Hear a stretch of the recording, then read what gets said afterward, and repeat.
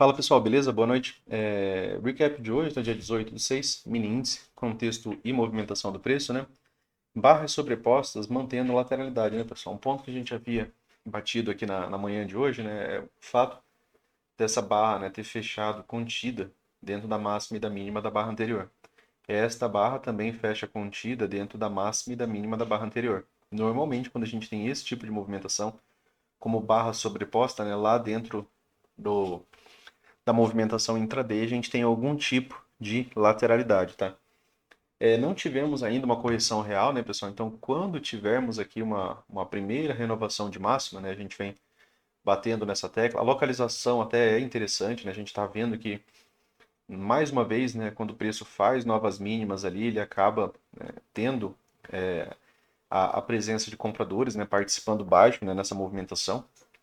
Mas não tem sido forte o suficiente para vir acima, né, por exemplo, de uma máxima de barra anterior. Então não há uma correção real.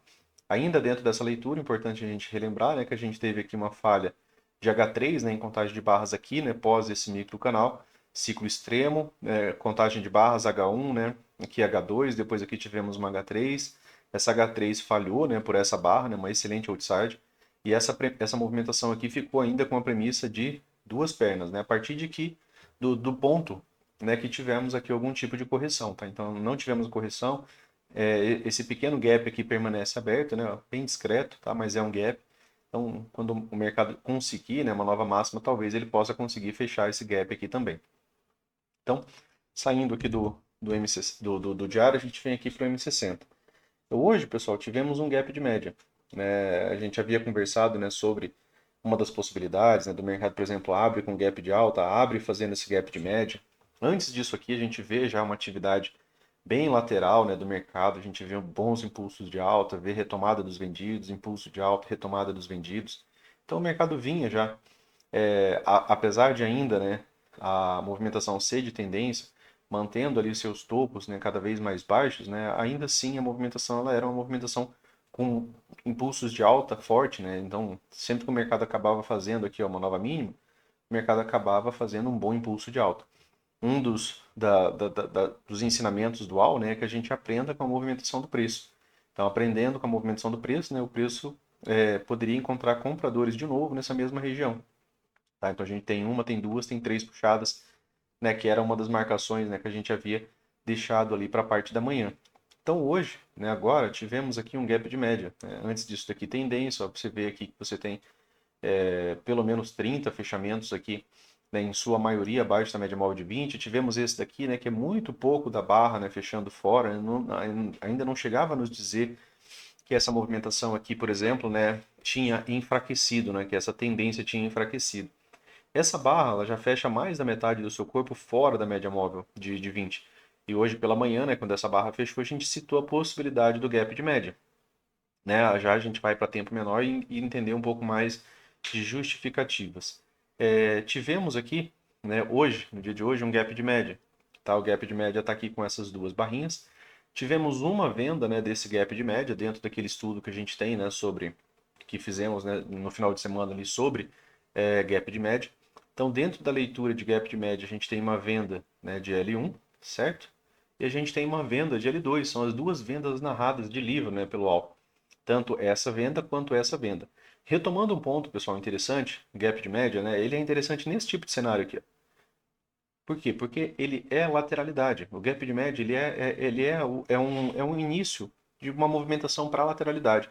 E se o preço já se encontra em lateralidade, você imagina o que um setup de lateralidade pode fazer, né? Então, assim, quando o mercado se encontra dentro de um range específico, né, não tem um ciclo extremo, por exemplo, contra ele, né? Digamos que aqui essa movimentação tivesse sido assim, ó. Opa, Luciano, isso daqui já não é, né, algo para você estar vendendo, né, um gap de média esperando, por exemplo, que ele viesse fazer o teste da mínima da tendência. Isso aqui é um ciclo extremo, isso aqui muda a característica do mercado para modo sempre comprado, né? E o ciclo, né, ele prevalece sobre o setup. É um lembrete importante, né, para a gente, às vezes, não enfiar os pés pelas mãos. Apesar do All citar ele como setup confiável, tem as características de como o preço se movimenta até lá, tá? Então é um ponto relevante. Então, ainda dentro dessa leitura, né, aqui temos uma possibilidade tá, de L1.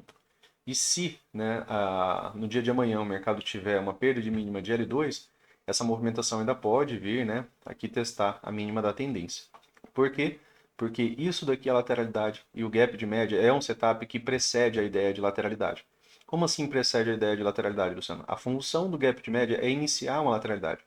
É por fim a essa tendência de baixa, né, que vinha aqui, né, com o predomínio dos vendidos, deixando o mercado bilateral, onde compradores se sentem confortáveis para comprar, vendedores se sentem confortáveis para vender em regiões, né, mais específicas do preço. Então, a ideia do gap de média, né, ainda para amanhã, seria ainda que a gente tenha algum tipo de movimentação favorável aos vendidos. Observando ainda aqui o M60, né, a gente ainda tem a média móvel de 50 ainda, passando um pouco aqui acima, acaba sendo também, né, mais uma resistência aqui para essa movimentação. E, né, aqui ficou uma região de POC, né, que pode ser testada. Pode ser um fundo duplo, né, como a gente sempre repete, um fundo duplo igual, pode ser um fundo duplo mais alto, pode ser um fundo duplo mais baixo. E mais uma vez, né, pessoal, aqui acaba sendo ainda um setup de compra nessa região. Por quê? Porque mais uma vez eu tenho uma, tenho duas, tenho três puxadas.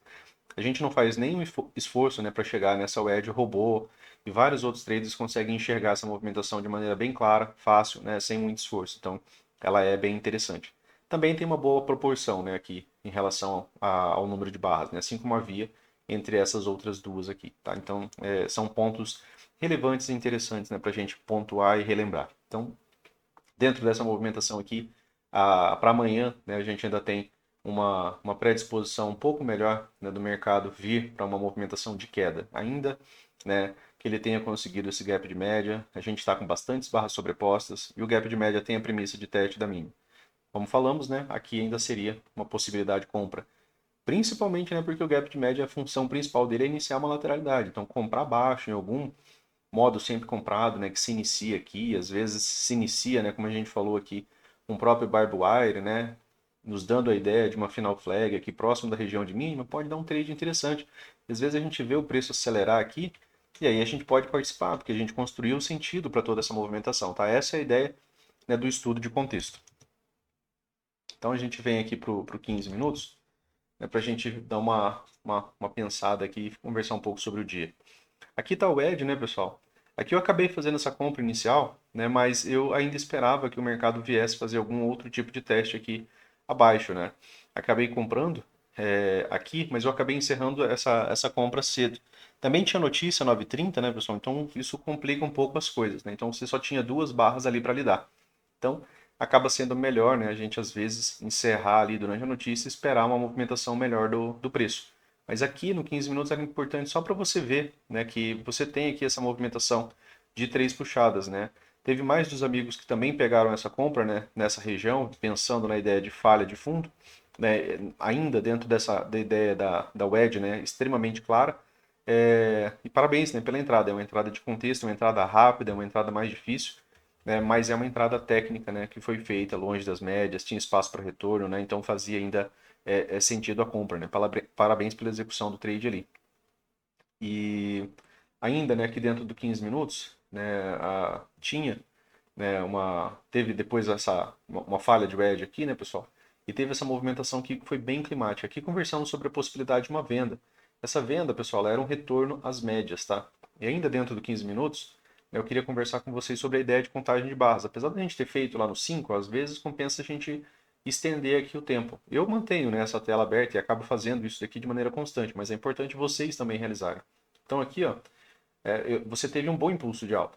Sempre que você tem um bom impulso, o Al ele fala que até mesmo às vezes quando você tem uma outside muito forte, você pode reiniciar a contagem de barras, tá? Então, aqui você tem uma H1, certo? Você teve perda de mínima, aqui você tem uma H2, H1 perdeu mínima, H2 perdeu mínima, H3, tá? Bem aqui já, ó, perdeu mínima, bem aqui, ó, H4. H4 do 15 minutos, que é a mesma coisa que uma wedge, né? Uma, duas, três, quatro, é a mesma coisa que uma wedge com fundo duplo, ainda levou, né, um bom repique de alta. A gente já tinha falado sobre a média móvel de 200, né, pessoal? Eu tentei vender bem aqui, ó, né, bem próximo da média móvel de 200 e um pouco abaixo desse fundo duplo. Estava disposto a vender no risco aqui nessa movimentação, por quê? Pensando exatamente nessa ideia de pullback. Não deu para mim, né, porque lá nos 5 minutos o mercado acabou não gerando, né, não conseguiu pegar a minha compra, né? Uma das ideias que eu tenho dentro desse tipo de trade aqui é vender acima do doji. A gente teve esse doji, ó, você tem mais barra, né, superior e inferior do que corpo, então a gente pode chamar essa barra aqui de doji. E doji é uma lateralidade de uma barra, estava alto, próximo do topo duplo, próximo da MM200, que muitas vezes leva o mercado a uma falha, assim como levou aqui, né? A ideia era vender, né? Qualquer ponto aqui acima dessa região. É um trade familiar, né? Que muitas vezes gera esse bom pullback aqui. Pagaria sim, né? Ainda, ó, mesmo de retorno à média móvel de 20, né? Se tivesse vindo cerca de 600 pontos, seria um excelente trade. Acabou não acontecendo, né, pessoal? Mas ainda assim, a venda tanto de L1 quanto de L2, né, acabou sendo interessante. A venda de L1 acabou sendo aqui. A L1 ela foi comprada ainda, né, mas ela não teve continuidade, tá? Ela não conseguiu retomar a máxima ali. E depois, né, aqui, como ela retomou máxima, teve uma venda aqui de L2. Ainda assim, né, pagou um bom retorno na média móvel de 20. A ideia era um scalp. Aqui, a ideia de contagem de barras, né, acabou recaindo naquela ideia, né, de endless pullback, né, porque aí você teve H1, você tem perda de mínima, você teve H2, você teve perda de mínima, você teve H3, e por aí vai, né? Na verdade, a H1 acabou sendo aqui, né? Você teve H1, retomou, H2, aqui H3, aqui já foi H4, aqui já foi H5, né? E aí contagem de barra já não estava fazendo tanto sentido aqui para esse tempo, mas lá no 15 minutos H3, H4, né? Lógico que ele levou bem mais tempo, né? Precisa de muito mais paciência, mas ainda assim você vê que deu certo, acabou não pegando o stop aqui de entrada, né? O stop inicial dessa movimentação estava aqui. Uma das ideias era uma parcial aqui, né? Ou, né, próximo do topo. Por quê? Porque aqui a gente viu, né, essa movimentação aqui como uma possível falha de wedge, tanto dessa daqui, pessoal, tá? Que era daquela wedge inicial, né? Que inclusive gerou essa primeira venda aqui, ó. Aqui eu acabei fazendo uma venda, né, basicamente aqui, próximo da média móvel de 200. Vejam que antes, né, um ponto que a gente havia conversado, né, no final do estudo de ontem, é que a gente queria ver se aqui era a tendência, lembram? Então a gente pegou e esticou aqui o marcador. Ó. Vejam, a gente tem aqui 22, 20 e poucos fechamentos abaixo da média móvel de 20. Não tem rompimento e continuidade. O mercado abre com gap de baixo. Então, quando eu tiver, né, um gap de média, é um setup de venda para um reteste da mínima da tendência, né? Mas para isso, né, o mercado precisa depois agora cumprir algumas regras, né? Já que a estrutura do dia era uma estrutura de alta, né? Foi um ponto que a gente falou. A estrutura até aqui não tinha estrutura nenhuma, o mercado começa a retomar máxima, retoma mínima e não renova, né, mínima anterior, é uma estrutura de alta, tá? E então, para cumprir, né, a ideia de um teste da mínima da tendência, mesmo vendendo alto aqui ó, no gap de média, acabei vendendo aqui, acabei fazendo parcial aqui, né, com um pouco mais de 300 pontos, tá? Ainda assim, né, acabou sendo um bom trade, mas depois eu devolvi praticamente tudo aqui nessa movimentação, né? Mesmo, né, saindo de boa parcial. Acaba não virando prejuízo, né, mas acaba retirando, né, toda aquela boa oportunidade de lucro. Se tivesse simplesmente encerrado, por exemplo, aqui na POC, né, teria sido melhor, né? Teria pago ali seus 400, 400 e poucos pontos, né, e seria ainda assim, né, um bom trade. Mas faz parte, né, pessoal, do mercado. Nem sempre ele vai cumprir, né, todas as premissas que a gente tem. Uma das premissas, do gap de média é o teste da mínima da tendência. Mas a gente viu que a gente estava numa estrutura de alta, certo? A gente estava vendo aqui, ó, puxadas de alta. E quando a gente vê uma, duas, três puxadas, o mercado deixa, né, aquela ideia dos pontos de inflexão. E uma regra, né, que precisa ser cumprida para que ele desça mais é que ele renove o ponto de inflexão. Se ele não renova o ponto de inflexão, não tem como, né, você ter um teste da mínima da tendência, porque ele está numa estrutura de alta. E se ele não quebra uma estrutura majoritária, não tem como você ter, né, qualquer tipo de continuidade de movimentação de queda. São regras, né? O mercado precisa cumprir uma coisa para ele poder, né, te dar outra razão. Acabou virando uma movimentação muito boa de alta, né, depois aqui do gap de média. É, Isso daqui, Luciano, pode ser lido como uma MTR? Pode, né? Uma reversão majoritária de tendência. Ele reverteu toda aquela tendência ali do ponto anterior, né? Uma MTR com fundo bem mais alto, tá? Então, mas é uma possibilidade de você ler essa movimentação. Você tem o gap de média e você tem, né, a possibilidade dele ter iniciado uma MTR. Tá? Aqui ficou uma movimentação bem climática, como falei, né? Acabei não conseguindo participar da venda, mas uma venda de L1 e L2 ainda foi bem confortável aqui para um scalp. Depois disso, né, fiz a compra, né, pessoal, como falei aqui, né, na própria H3, né, a gente teve H1, tivemos H2 aqui, acabei comprando a H3. Não gostei muito da compra, né, porque ela vinha um pouco depois de uma outside, expliquei para vocês ali a razão, né, da outside. A outside é uma barra complicada, né, para se operar contra ela. O mercado acabou ficando, né, numa boa lateralidade ali por um bom tempo, mas ainda assim, né, acabou pagando ali alguns pontos até a média móvel de 200.